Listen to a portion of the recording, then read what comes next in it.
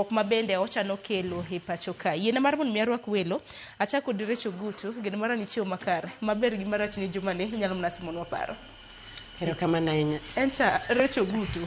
Achak gi Recho Gutu. Ngeni nang'io Recho Molo. Wekoro achak gi Recho Gutu. Aya, Recho dhi mbele. Erokamano ahinya Sharon. Ago erokamano odiochieng' ma kawuono ma Nyasaye omiyowa. Kawuok Homa Bay County, kaka chieng' rieny to aneno ka Nairobi ka koyo ng'ich ahinya.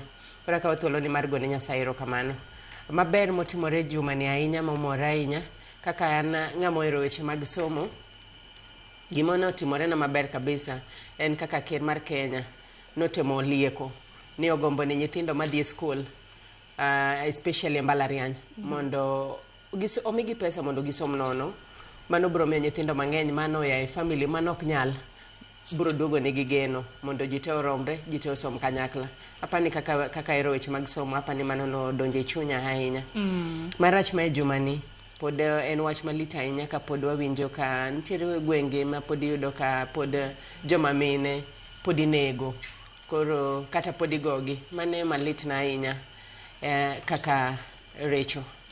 Kokamano to weche mag siasa nikech ang'eni bende ni ja siasa. Juma ni weche mag siasa dong bende otimo tora. Weche mag siasa notimo tora, kendo kwaneno kaka jolinda wananchi bende nitie Kakamega kocha. To wambe pod wantie kaka jopati mar ODM. Wan waonge linda mwananchi kata linda ground, but wan original ODM. Koro mano be nyaka wamor kabisa nikech chamo tegno kotelne gi party leader gi chairperson man Governor Gladys Wanga.